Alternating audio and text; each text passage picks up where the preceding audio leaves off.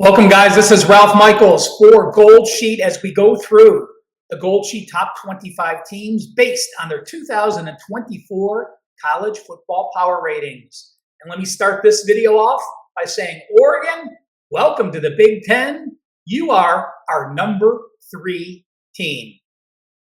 As we do, we start every video with the odds. We're filming this June 26th. Again, odds will change, but it gives you the idea of what they were in the summer.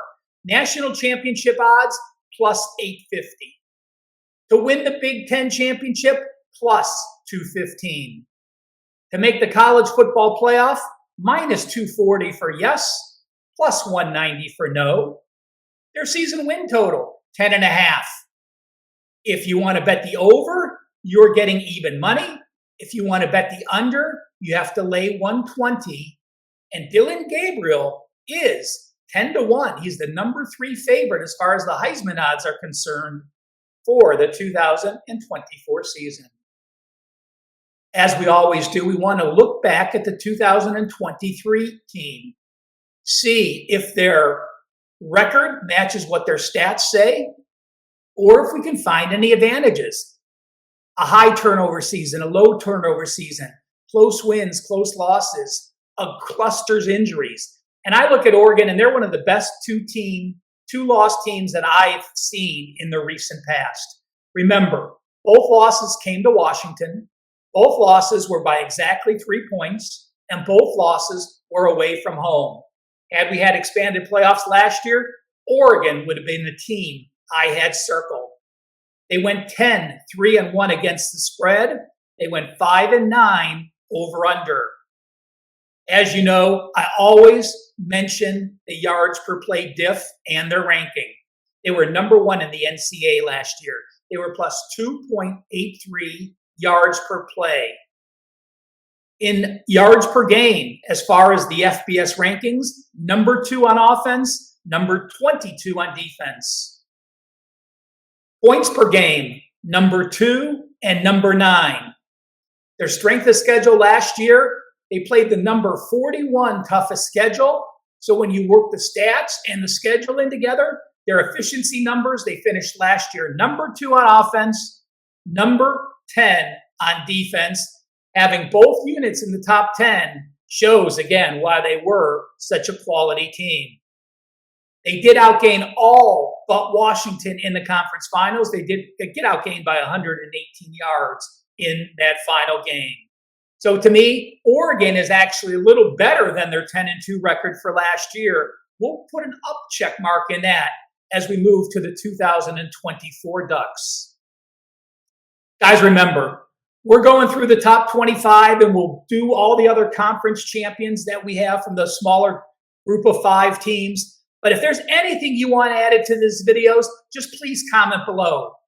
Give us a like. We certainly would appreciate it. And make sure you follow Wager Talk TV. Find out why 160,000 people have already followed. And as we continue through our top 25, as soon as we load each and every video, you will be made aware and can tune in.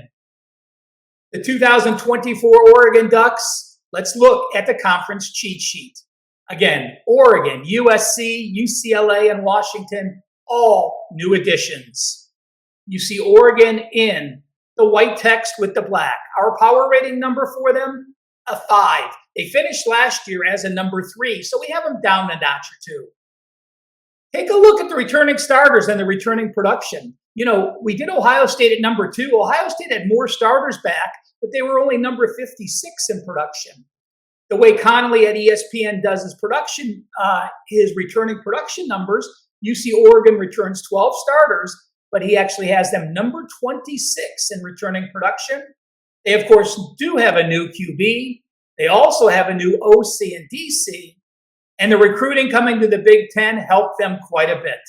They were number 4 in the country and number 2 in the Big Ten. As I said, Oregon returns 12 starters. So is that a positive or is that a negative? Well, it's actually a negative more than it seems. You look at Oregon the last 3 seasons, they returned 16, 16, and 16 starters. So they had a plethora of returning starters each of the last 3 years. Again, this year, they only returned 12. That puts them one notch down. Also, of those lost starters, 8 got drafted. That is 28 points in my draft guide as far as ranking the importance of the players that fell off. The previous 2 years, they only had 7 players drafted. So again, starters significantly down from the past 3 years, and players lost to the NFL draft significantly up for the past 2 years. The O-line, something is very important when you look at the O-line. They lost 2 players to the NFL draft. They did return, bring in 1 player from Indiana who will fit, or at least should fit the mold. But again, they still have 2 offensive lineman players lost, and they lost 2 secondary players to the NFL draft. When you have cluster losses to NFL players, that's where you're going to have to work hard to replace those situations. They do return 4 of their top 6 tacklers on defense, so they do have their lead guys back. They lost their top running back. They lost their top receiver. Yes, they have Tez Johnson, but let's remember, Tez Johnson has great numbers, but Tony Franklin actually had 1,383 yards and an incredible 17.1 yard per reception average with 14 TDs. So yes, you're returning a productive 1,182 yard receiver, but he's less productive because he's now going to be the number 1 receiver versus the number 2. Again, Jordan James, will he be able to replace Bucky Irving? Well, again, 759 yards, a 7.1 yards per rush attempt has me believing he can. That Oregon offense brought in Bo Nix last year, a 23-year-old senior, and what do? They go out and find a 23-year-old senior this year to replace him.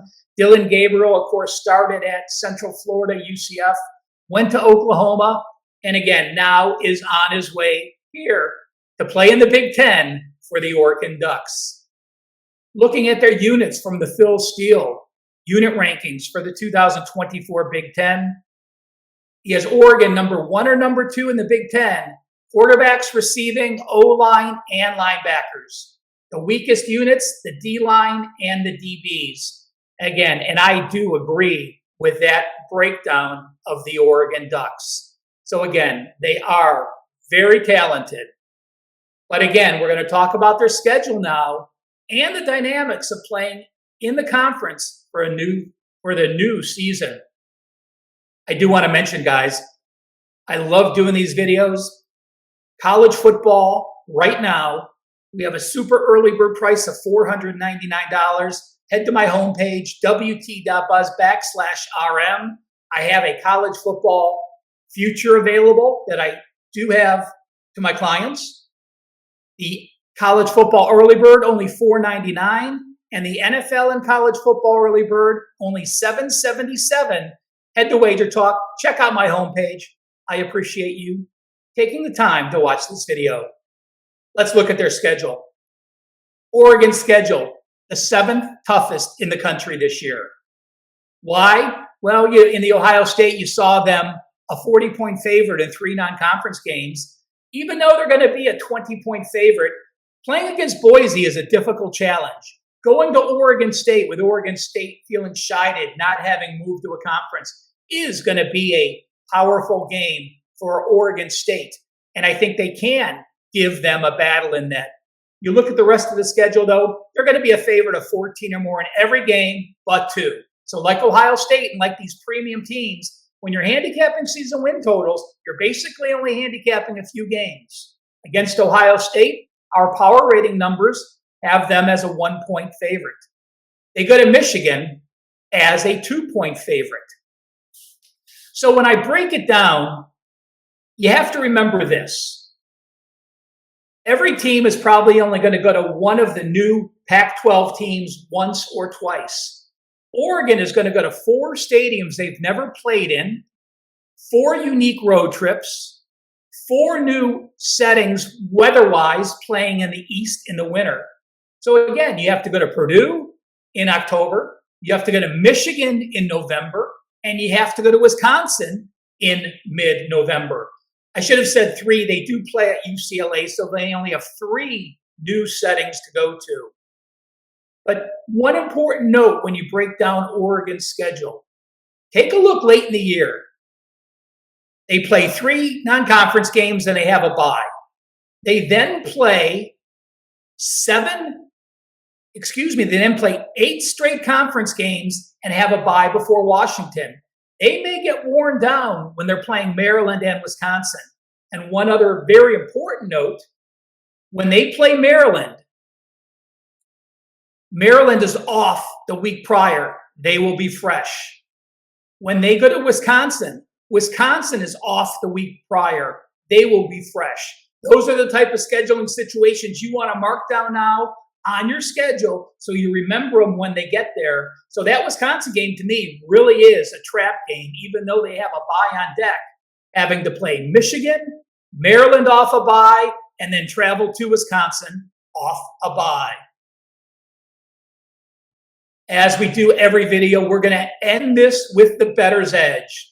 Is there something about the Oregon Ducks that we can take out of their past few years ATS-wise, or perhaps looking ahead this year? Well, right now I have looked. There's not a look-ahead line. There's not an early summer line for that Oregon-Wisconsin game.